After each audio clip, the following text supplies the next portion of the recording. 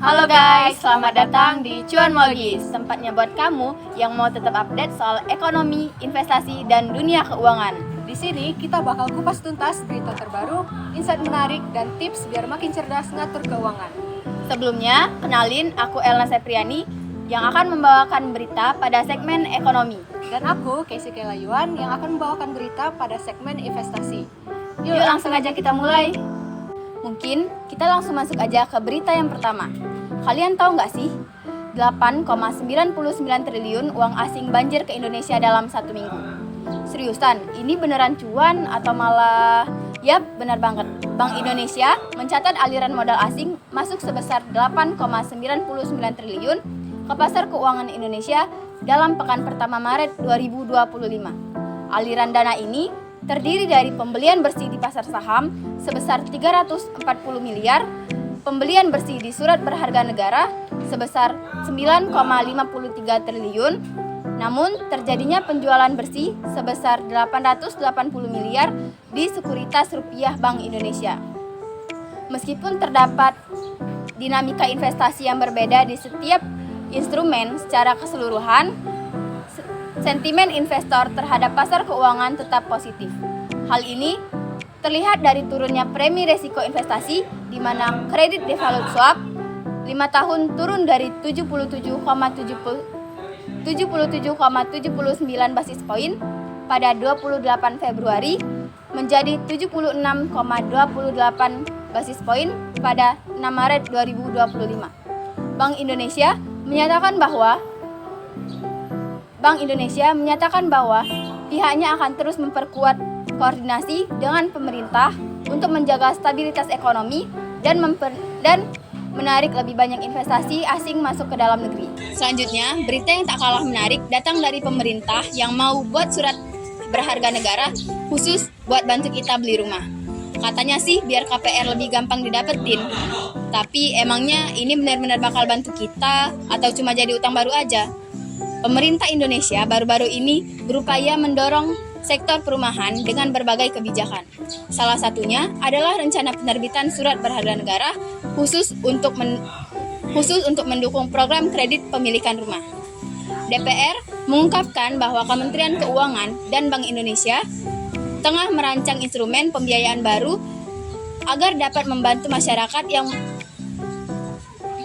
DPR mengungkapkan bahwa Kementerian Keuangan dan Bank Indonesia tengah merancang instrumen pembiayaan baru ini agar dapat membantu masyarakat yang ingin memiliki rumah, terutama bagi mereka yang selama ini menghadapi kesulitan dalam mengakses KPR. Namun, DPR menekankan bahwa keputusan terkait SBN ini harus dibahas dengan cermat, melibatkan berbagai pihak, dan benar-benar memberikan manfaat semaksimal mungkin bagi masyarakat, khususnya calon pembeli rumah dan pengembangan perumahan. Dan masuklah kita ke berita terakhir pada segmen kali ini, yaitu deflasi 0,09% di 2025. Katanya gara-gara diskon listrik 50% dan harga cabai turun. Tapi kok inflasi itu malah naik? Gimana ceritanya?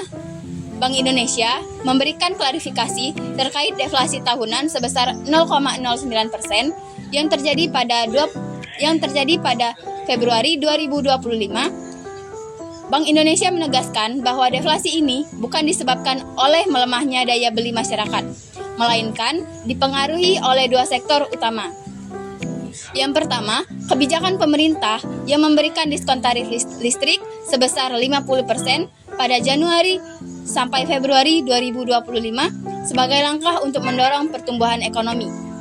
Yang kedua, penurunan harga beberapa komoditas pangan seperti beras, tomat, dan cabai merah akibat pemulihan produksi setelah mengalami kekeringan pada tahun sebelumnya.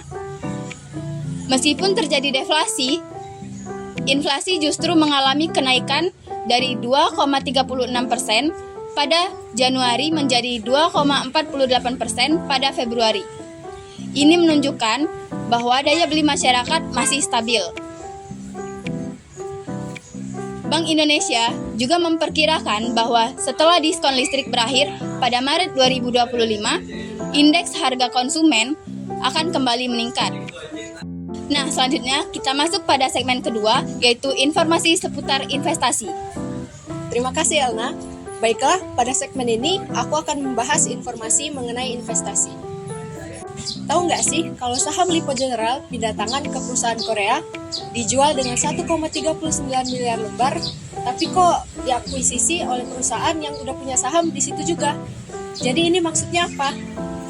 Jadi PT Lippo General Insurance Tbk atau LPGI mengumumkan adanya peralihan kepemilikan saham dari PT Hanwha Life Insurance Indonesia atau HLII kepada Hanwha General Insurance Co Ltd atau HGI. Berdasarkan keterbukaan informasi yang dirilis pada hari Selasa tanggal 11 Maret 2025, HLII telah resmi menjual 1,39 miliar lembar saham LPGI kepada HGI yang sebelumnya sudah memiliki 14,9% saham LPGI. Dengan akuisisi ini, HGI meningkatkan kepemilikannya menjadi 61,5% dan menjadikannya pemegang saham mayoritas. Perubahan ini diharapkan dapat memperkuat strategi bisnis LPGI di industri asuransi Indonesia.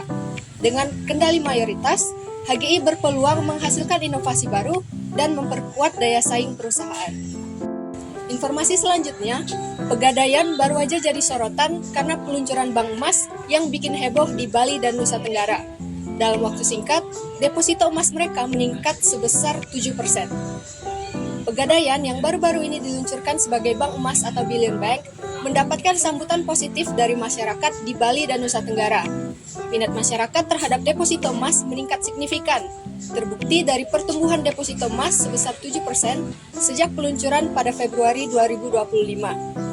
Hingga saat ini, total emas deposito di wilayah kerja Pegadaian Kanwil 7 di Denpasar telah mencapai 67,3 kg, dengan target ambisius 73 kg hingga akhir tahun. Peningkatan ini menunjukkan semakin besarnya kepercayaan masyarakat terhadap investasi emas sebagai instrumen keuangan yang stabil dan menguntungkan. Dan berita terakhir yaitu perusahaan produsen permen Yupi lagi IPO dan targetin dana sampai 2,13 triliun rupiah. Mereka mau jual 854 juta saham buat ekspansi bisnis. Jadi, Yupi sedang melaksanakan penawaran umum perdana saham atau IPO dengan harga saham di kisaran Rp2.100 sampai dengan Rp2.500 per lembar. Yupi menawarkan 854,44 juta saham yang terdiri dari 256,33 juta saham baru dan 598,11 juta saham divestasi. Dari aksi korporasi ini, Yupi menargetkan perolehan dana maksimal sebesar 2,13 triliun rupiah yang akan digunakan untuk ekspansi bisnis dan memperkuat struktur keuangan perusahaan. Meski laba bersih Yupi mengalami peningkatan, tantangan tetap ada, termasuk penurunan pendapatan dan kenaikan beban operasional. Keberhasilan IPO ini akan sangat bergantung pada respon pasar terhadap valuasi dan prospek bisnis Yupi ke depan. Nah, itu dia update dari Cuanmologis bulan ini. Semoga bisa membantu kalian biar makin paham soal investasi dan keuangan. Jangan lupa like, comment, share, and subscribe, dan pantengin terus Cuanmologis agar nggak ketinggalan info penting berikutnya. Sampai jumpa di episode berikutnya. Cuanmologis, Stay informed, stay ahead.